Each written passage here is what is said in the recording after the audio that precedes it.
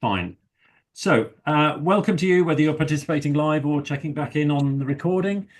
Special welcome to John Hackston, who's our speaker. John is a chartered psychologist and head of thought leadership for the Myers-Briggs Company.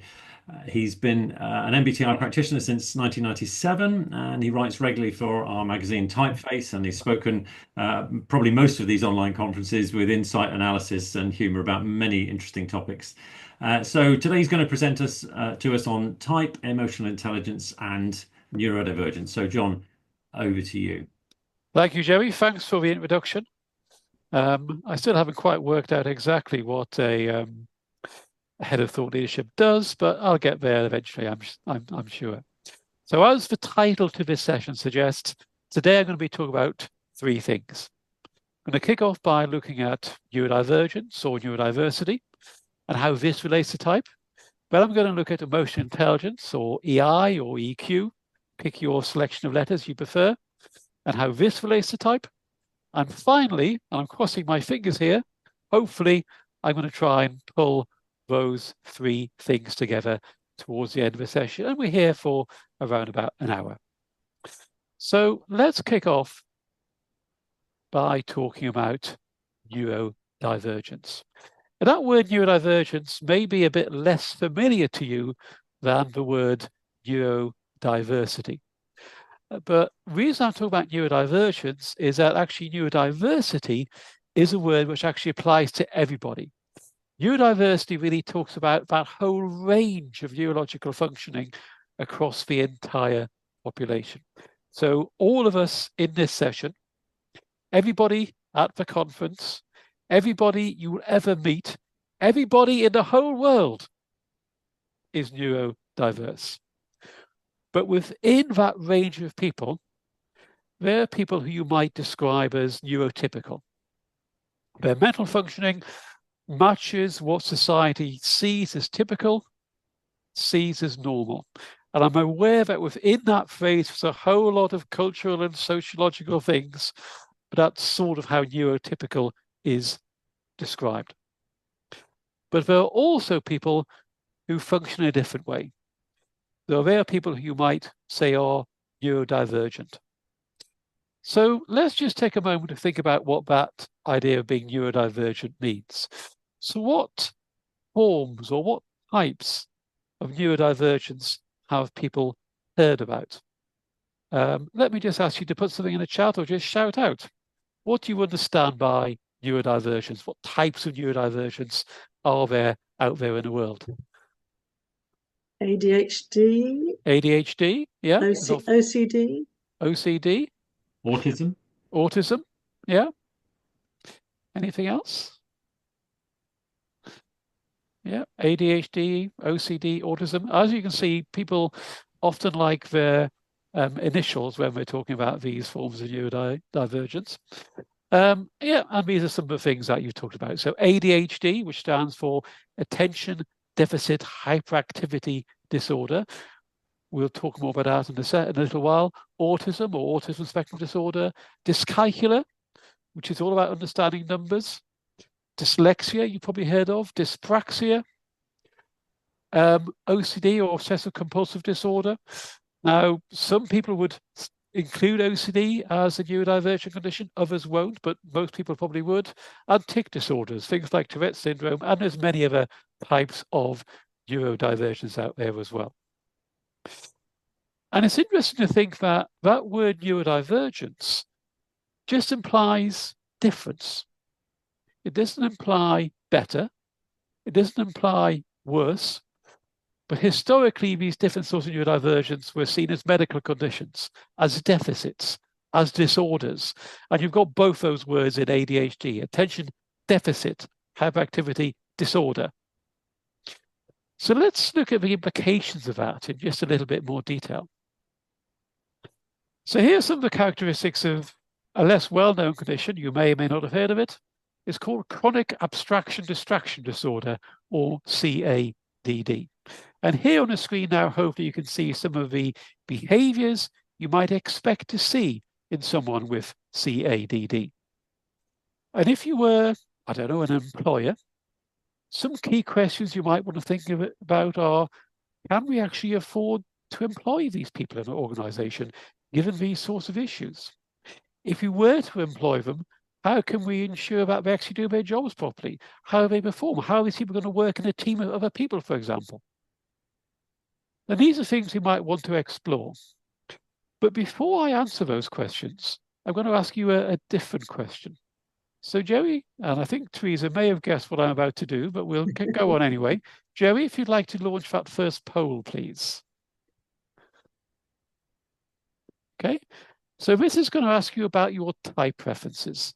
And it's not just asking you your type, it's asking you something quite specific. So choose the first option if you have both intuition and perceiving preferences. The second option, if you have intuition but not perceiving. The third option, perceiving but not intuition. The fourth option, if your personality type doesn't include those, and if, which is unlikely, but you never know, if you don't know your type, if you like to choose the last option. Okay. Okay, we just think everybody's actually put their answers. So if you'd like to end the poll and show those results, so we can see everybody has either, in this group, has either intuition or perceiving preferences. Half of you have both intuition and perceiving, and the other half have intuition. And frankly, that's not surprising in a group of people who are interested in type. However, let's go back just for a moment. If you'd like to stop sharing now, Jeremy. Let's go back just for a moment. Let me just rearrange my screen because I have things the wrong way around. To CADD. So some of you probably realize that when I talk about CADD, I actually cheated. These are just some of the characteristics you might see in people with intuition and perceiving preference, and you probably all realize that by now. So these are issues that you might see in people with intuition and perceiving preference, and that includes me. My type preferences are for INTP. And I can see some of these behaviors in myself from time to time. But we know about type. We all know that every type has its possible pitfalls, its possible development needs, but every type also has its strengths as well. And knowing our type can help us use our strengths and work around or adapt to the things that come less naturally to us. But the danger with neurodivergence, because this is seen as a disorder, as a deficit, is that people only see the downside. They only see the deficits. And if we only see the downsides in neurodivergent people, perhaps we aren't being very emotionally intelligent ourselves. Here's an example of what this means. And bear with me a moment when I just clear something off my screen. And I've made the unintelligent decision to put things on the other side of my screen if I normally have, so I can't move the poll off my screen. So bear with me momentarily. No, I can't do it. I'll just have to leave it. There we go. People who work with neurodivergent people often talk about what they call a spiky profile. So along the bottom of this chart, you can see a selection of skills or abilities. Things like a person's attention span, how creative they are, their levels of empathy, how good they are finding patterns in data, and so on. And up the side, you can see there's a scale from 0 to 10, depending on how good they are, I guess, at that particular skill. Now, the average for a population as a whole, and certainly for neurotypical people, is going to be 5 across the middle. Now, of course, any one neurotypical person won't be exactly down the middle. They'll have some highs, they'll have some lows, they'll have some things they're good at, areas they're less good at, but mostly, for most people, there is also probably going to be in that broad average band with maybe 1 or 2 exceptions. But a neurodivergent person, someone with ADHD, for example, they're going to have this more spiky profile. So you hear people talk about spiky profiles, this is the sort of thing they mean. They've got some higher highs, but also lower lows. They got lots of strengths for this person: creativity, finding patterns in the data, performing under pressure, vocabulary, but also some lows. A lower attention span, not so good at following instructions, not so good at multitasking, sensory processing, working memory, keeping lots of things in the head at the same time. And the trouble, obviously, for the traditional medical model is that it tends to focus on the lows, at the deficits, and it ignores the highs. So that in the words of one neurodivergent activist, we're all neurodiverse, not all of us are marginalized for it. So let's drill down into a bit of detail and talk about what this might mean for us. And one important thing to think about in the first place is that neurodivergence isn't quite as unusual as you might think. So, for example, probably around 2% of adults in the world have been diagnosed with autism spectrum disorder. And that might not seem like a huge number. That might not seem like a huge number, but if we compare that with type, that's more than people have preferences for INFJ, more than people with preferences for INTJ. So perhaps it's not so unusual after all. If you have preferences for INFJ, in a sense, you are more neurodivergent than someone with autism.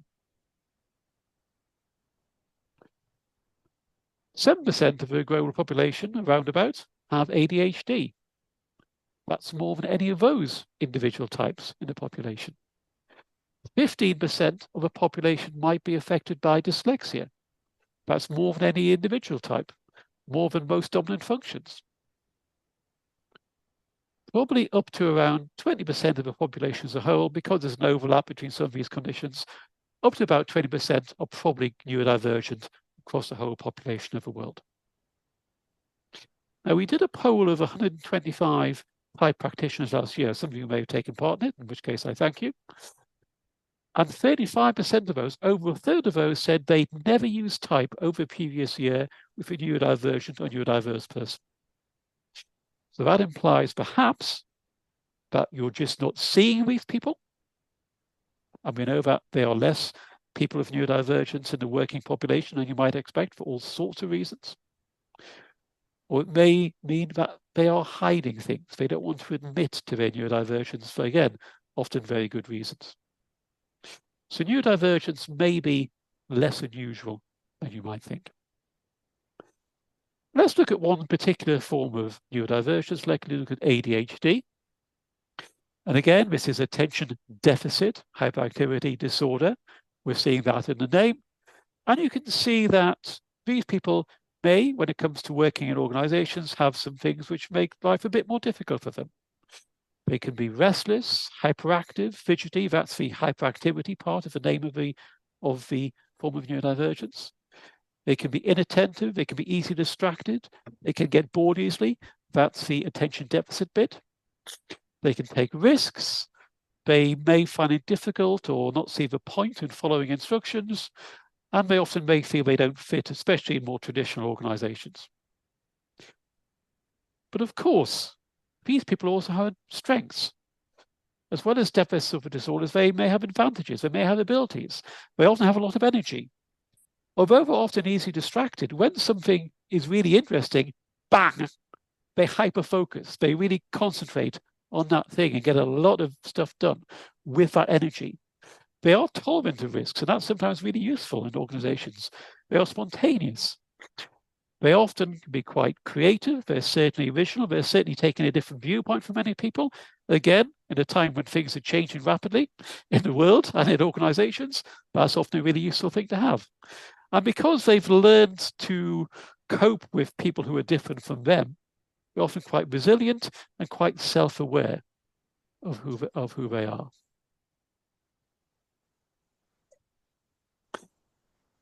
So a question, given that we're here at a type conference, we might ask is, how do you think ADHD relates to type? Are there people with some type preferences that are more or less likely, perhaps, to show these ADHD type characteristics? Again, let's have your views. Please shout out or put your views in the chat. Does it relate to how pronounced your preferences are? Possibly, although that's not something I've seen in research or in our research. Mm-hmm. I'd sort of speculate there's quite a lot of SP combination. Okay, SP combination. Okay. So the extroverted sensing in particular, the connection with the outside world. Okay. Any other suggestions? Okay. Let's look at what we found in our research, because last year we carried out a survey. Oh, so Elena, sorry. Affect how ADHD presents. I have ADHD and it seems to mitigate INTJ and vice versa. And that's a really good point, Elena, because it's not a straightforward picture. It's not a straightforward picture, and we'll see that in a short while. But just sticking with the straightforward picture for now, let's see what we found in our research.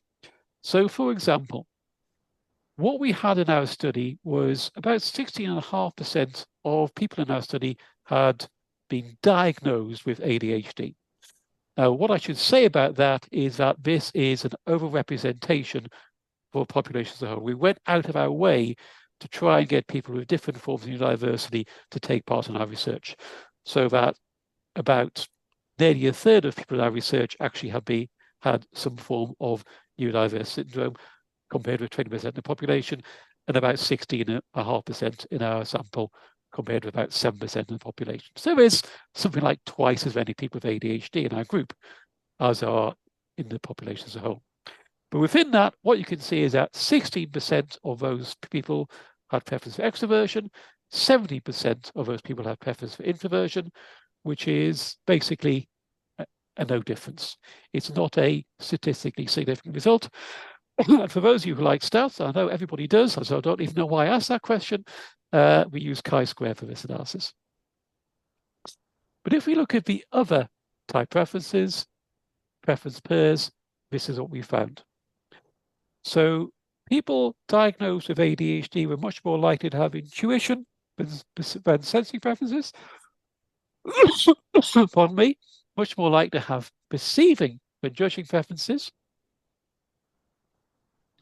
And it was a highly significant results, and a slight tendency, but statistically significant, for them to have feeling rather than thinking preferences. The things that stick out there are intuition and perceiving, not sensing and perceiving. There is some other research which suggests that for some small parts of ADHD, SP might be important, but generally it's intuition and perceiving. So that if we look at the difference between SJ, SP, NJ, and NP, you can see those differences come out there. So 21% of people with NP preferences in our sample had preference for ADHD, 11% of people with SJ preferences. The most likely individual type was INFP. 26% of INFPs in our sample had ADHD. The least likely ESFP, ESTJ, ISTJ, 10% or less of our sample. John, I can see Doris has got her hand up. I beg your pardon, Doris. That's right. No worries. Thank you. And I think you've kind of answered the question, because as an extroverted feeling type myself, the point about not following instructions and questioning and all of that. So my thought was, did you differentiate between extroverted and introverted feeling? And then when you said it is INFP, yeah, we looked. Yeah. It's probably more likely introverted feeling types then. Yeah. Okay, thank you. Yeah, so I'll give you the full report, which we have an hour today with quite a lot of stuff to go through, but there's a full report which has a whole bunch of stuff about looking at individual dominant functions and so on in there as well. One of the important things I should say about this slide, of course, is that yes, 21% of NPs, 26% of INFPs have ADHD, but there are some people with other preferences. So 10% of ESTJs in our sample had ADHD. So it's not just about type. So we shouldn't run away with the idea that type is the same as neurodivergence, because it isn't. They are two different ways of looking at people. There is an overlap, but they're not the same. So yeah, 20% of people in our sample with perceiving preference were diagnosed with ADHD. But first of all, we know that's an overestimate for population as a whole because of the nature of people we asked. Probably it's more like 10% in the population as a whole. And even if you look at our numbers, remember that 80% weren't diagnosed with ADHD. 79% of NPs weren't diagnosed with ADHD. 74%, 3/4 of INFPs weren't diagnosed with ADHD. So there may be an overlap between type and neurodivergence, but it looks like that. It doesn't look like that. But there are two different and useful ways of looking at people. There are two important things to think about if you're working with neurodivergent people, and there are some ways that they work together in ways that you might not expect. So to look at one of those, I'm going to look at autism spectrum disorder, autism or ASD. And what you can see there is that in terms of preference pairs, the only significant difference is in terms of extroversion, introversion. People with an introversion preference are more likely to have been diagnosed with autism than people with an extroversion preference. 8% of our sample for introversion versus 3% of our sample for extroversion. But as well as looking at type in neurodivergence, we looked at some other things as well. So one of the things we looked at, for example, was how included people felt.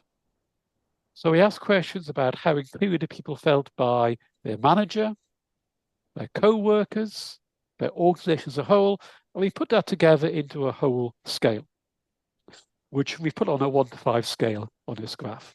So what you can see here is, and it's a statistically significant, though small difference, people with an extroversion preference, on average, felt a bit more included than people with an introversion preference in our sample, which frankly isn't a huge surprise, and we've seen that in lots of our research as well. But if we look at that in comparison with diagnosis of autism, what you can see is that the people who were diagnosed with autism felt the least included. The people who hadn't had a formal diagnosis but still really believed they had autism felt a bit more included. The people who thought they had autism felt a bit more included. The people who didn't think they had autism felt a bit more included. And the people who were certain they had autism felt the most included. Make sense?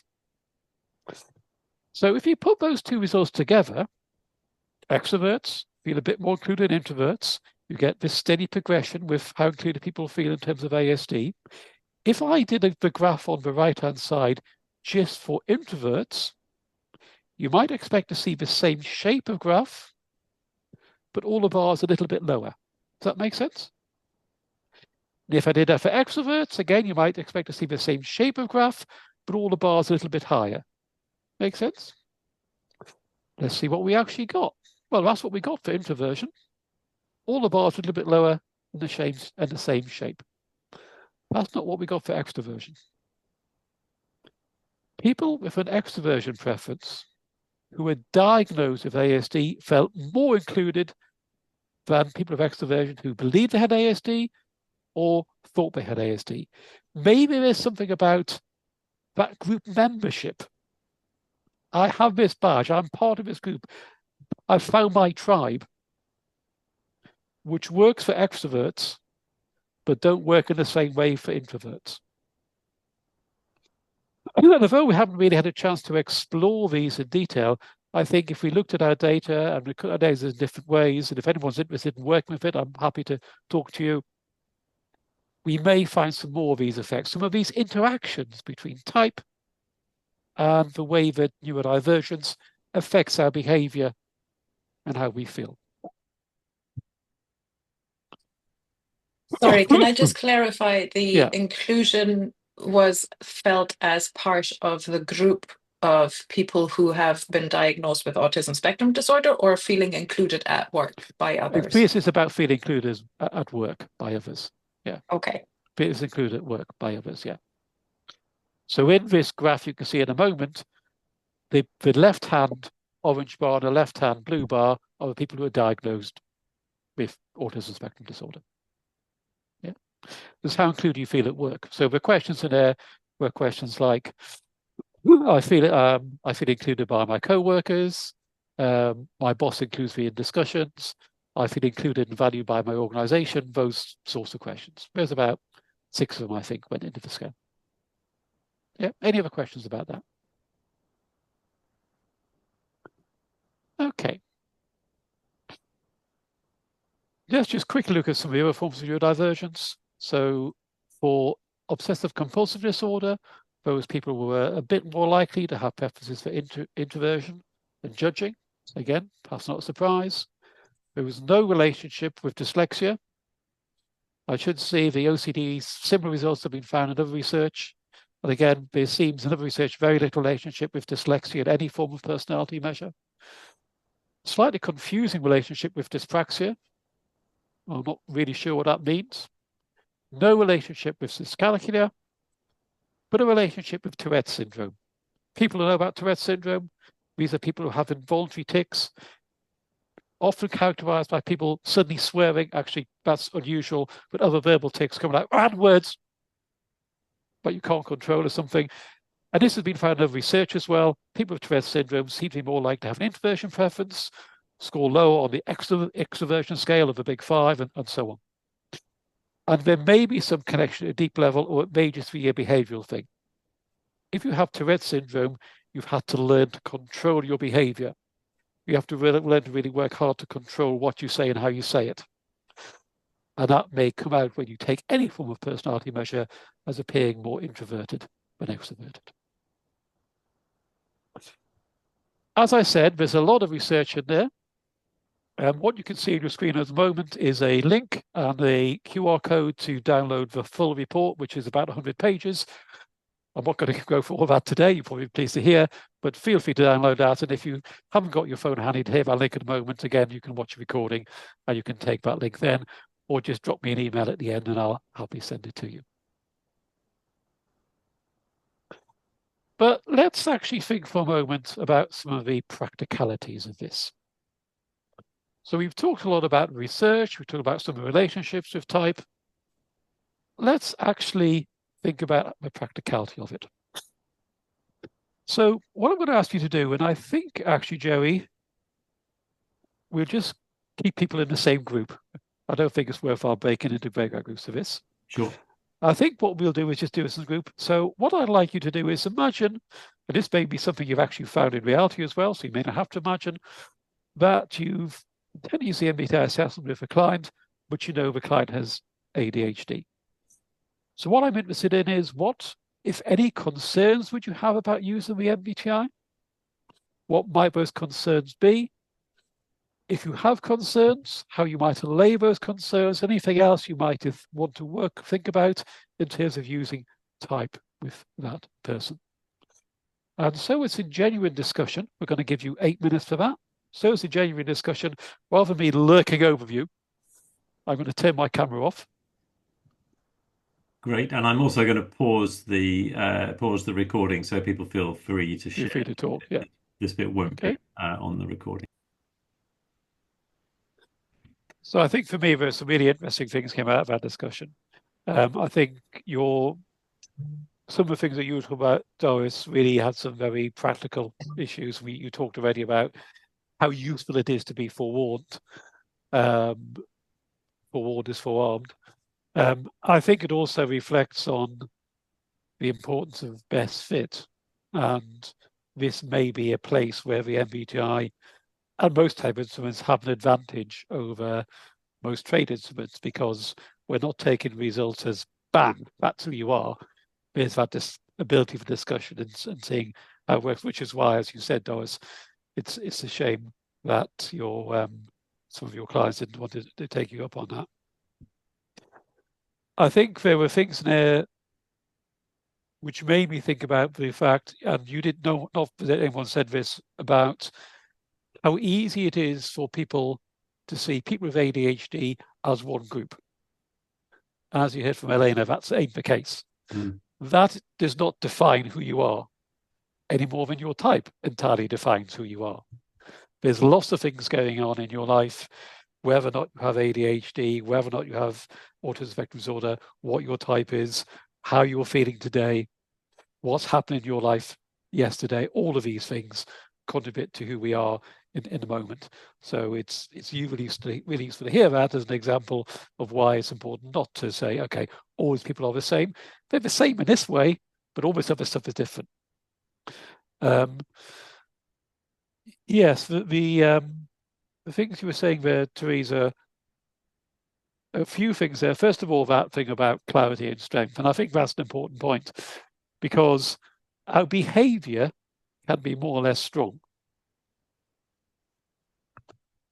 the MBTI as an assessment has been designed to say how certain it is that you have this preference or that preference. And that's the clarity versus strength thing. So I would never say you are a strong extrovert based on the MBTI, because all the MBTI is saying is, I'm pretty damn certain that you're an extrovert, or I think probably you're an extrovert, but I'm not really sure, or somewhere in between. Whereas your behavior may be very strongly extrovert. So there's that difference between behavior, which is why step 2 looks a little bit more behavior and has a scale which step one didn't. And I think also you were talking a little bit there about change and diagnosis. And yeah, people who are neurotypical can change or may not change. People who are neurodivergent can change or may not change. And for all of us, there are things that we find easy to change and things which we find more difficult to change. And that applies just the same for neurodivergent people as it is for neurotypical people. It applies differently for someone who has ADHD, to someone who has autism, to someone who has obsessive compulsive disorder. And we shouldn't also forget that for most people with a neurodivergent condition, they've got more than one. In our research, 70% of people who have been diagnosed with one thing have been diagnosed with one more thing. 30% have been diagnosed with 2 more things. So there's a big overlap there as well. Apologies, I do have to go now. That's okay. You'll miss the EQ bit, but I know, I'm sorry about that. You can watch the recording. Hope your session goes well. Thank you very much. Okay. Just to say, just before we leave neurodivergence, that what our research has been able to do is allow us to really update our guidelines for using the MBTI people who are neurodivergent. If you downloaded these guidelines before the middle of last year, please do download them again because they've been updated. They've been updated last year. And we're running short time, so I won't read all these things out, but we did find in our survey that people who are neurodivergent, some of them did have issues with type, many of them found it very useful. And these are some examples of some of those statements. Let's go on to look at emotional intelligence.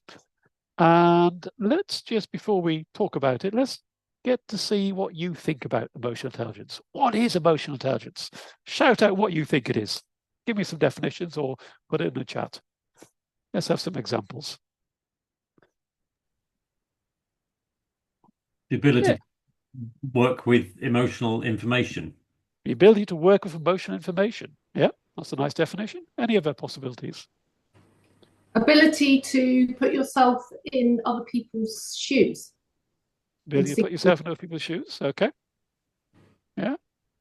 I see it as being able to manage emotion and emotional information really well. So it's not just being aware of it, but it's also then acting on it in a, reasonable, productive, whatever we want to call it way. So it's not just being aware, it's about managing emotions as well.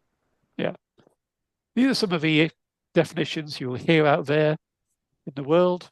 Things like ability to use, understand, manage, handle emotions, actually perceive emotion, using emotions, managing both your own emotions and understanding the emotions of people around you. So on the basis of what you said and those definitions, I'm going to ask you a question. So Jerry, if you'd like to launch that second poll, please. I'm going to ask you how emotionally intelligent you are. How emotionally intelligent do you think you are? Are you much more emotionally intelligent than most people? Are you more emotionally intelligent? Do you have an average level? Do you see yourself as less emotionally intelligent? Or do you see yourself as much less emotionally intelligent? So if you'd like to put your answers to that poll there, please. Okay. And I think everybody's answered. Would you like to share the results, Jerry?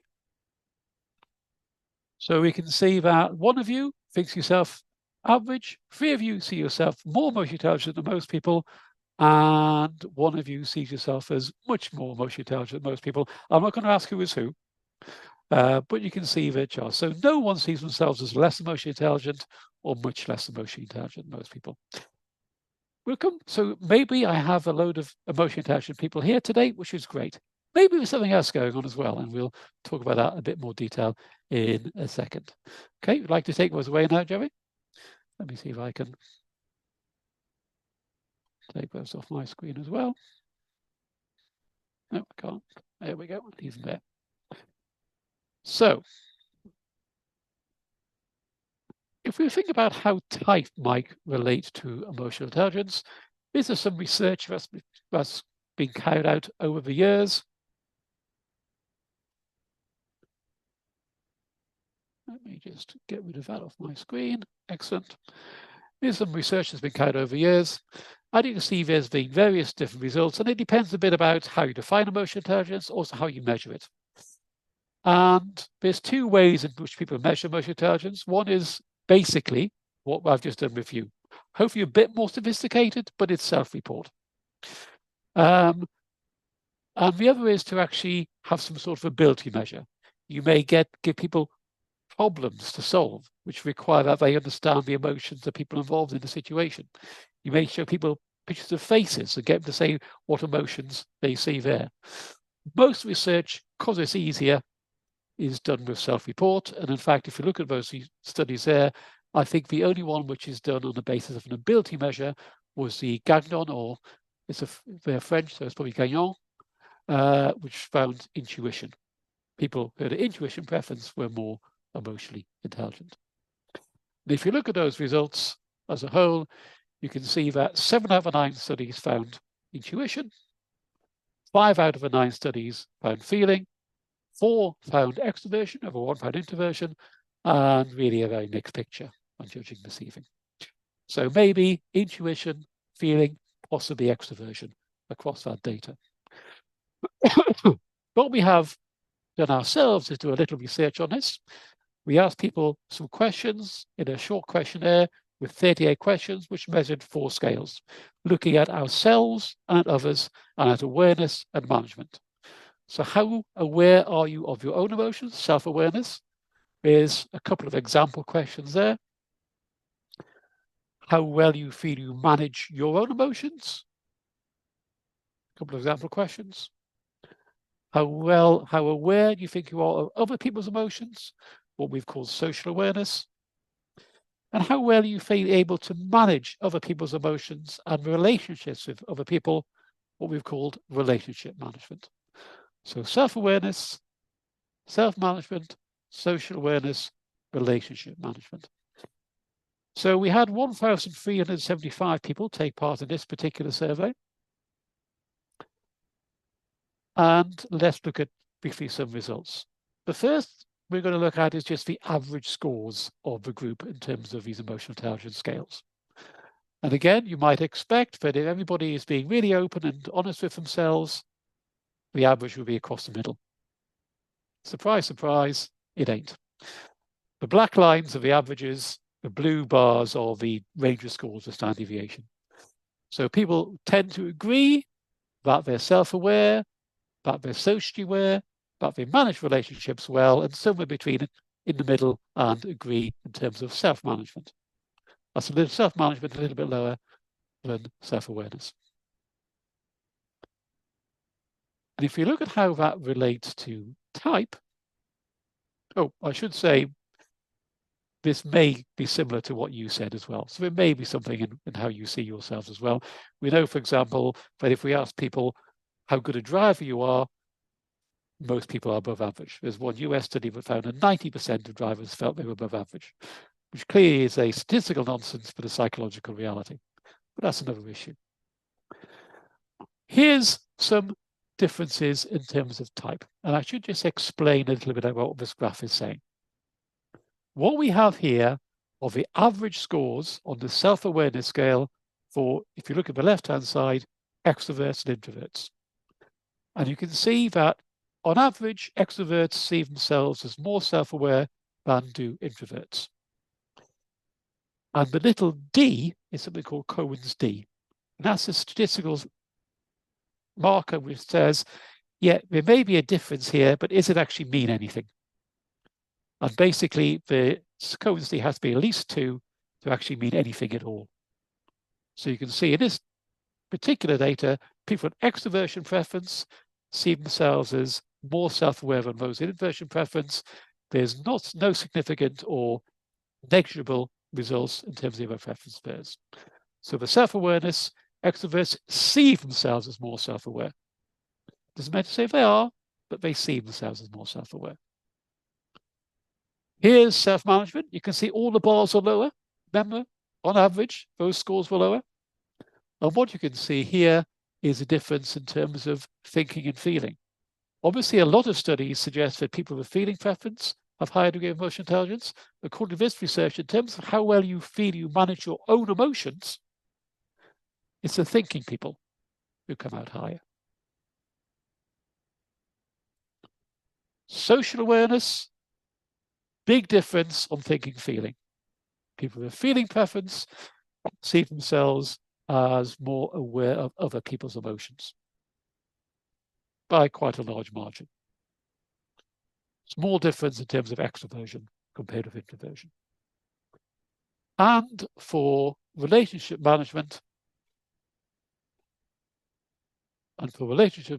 again, it's feeling, but also quite a big difference in terms of extroversion. So extroversion and feeling.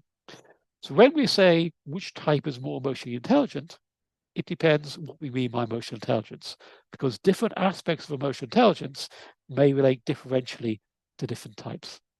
And also to how it's measured, because all this is self-report, and it's entirely possible that extroverts are more emotionally intelligent. It's also possible that they just think they are, and we should bear that in mind.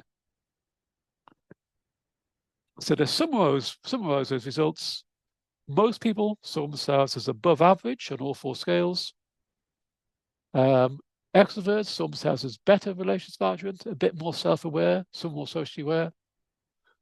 Intuition preference, a bit more socially aware. Feeling preference felt less good at self-management, better at relationship management. Okay. I'm conscious we just have 4 minutes left, but we have a few more things to do. I may go about 4 minutes over. Is that going to be okay with people? Good. Because what I haven't done is put everything together. So I would put emotional, neurodivergence, emotional intelligence, and type together. I'm able to do this partly because just by chance, we didn't design it this way, there was a couple of questions in our neurodivergence survey which related actually to emotional intelligence. So we asked people, for example, this question, on a 1 to 5 scale from strongly agree to strongly disagree, sometimes I don't understand my own behavior, which was really a measure of self-awareness or your own perception of self-awareness. Similarly, I do not always understand other people's behavior, a measure of social awareness, understanding other people. Now, if we look at how people answer those questions in our survey, it is fortunately not the case that everybody thought they were great. So this is a range of scores for that first question. Sometimes I don't understand my own behavior. So 15% strongly disagreed, 38% disagreed, and so on. Overall, just over half disagreed with that statement, thought they did understand their own behavior. If we look at the other question, it's the other way around. 54% agreed or strongly agreed. So people were more certain about understanding their own behavior than understanding other people's behavior, which made sense. If we look at how all this relates to type and to neurodivergence, this is the difference for extroversion, introversion on that first question. Sometimes I don't understand my own behavior. Now remember, in the other studies, people with an extroversion preference came out higher on self-awareness. This is what we've got here, because the question is the other way around. The question is say, I don't understand my own behavior. And if we look at those Findley-Cohen Ds, we can see it's not a huge difference, but it's statistically significant, and there's something happening there. Introverts more likely to say, no, I don't understand my own behavior. If we look at the other aspects of type, similar to our study, to use the statistical jargon, bugger all happening there. Extroversion, introversion is making a difference, very little happening in terms of the other preference pairs. But we can also put in neurodivergence. What we're going to look at is the people who are diagnosed with any condition compared to those not diagnosed with any conditions. So it's the people who might be diagnosed with ADHD, ASD, OCD, all of those things. And what we found there is this. That's a much bigger difference. So people who have been diagnosed as neurodivergent are much more likely to say, no, I don't understand my own behavior. And to me, this is saying something about emotional intelligence. And I'm not saying these people are less emotionally intelligent. What I'm saying is maybe in using type with neurodivergent people, there's more scope to help them understand their own behavior. And maybe if that's how we define emotional intelligence, to actually boost that emotional intelligence in that sense. We also asked that other question about, I do not always understand other people's behavior. And as we can see here, sensing, intuition, thinking, feeling, judging, receiving, not happening. Again, an EI difference and also a neurodivergence difference. But here, EI and neurodivergence about the same effect. Both of those are equally important, perhaps in helping people understand other people's behavior, or at least looking at people's impression of how well they understand other people's behavior.